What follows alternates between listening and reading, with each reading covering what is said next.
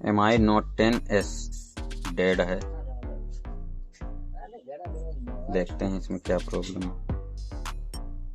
Charging ampere 0.10।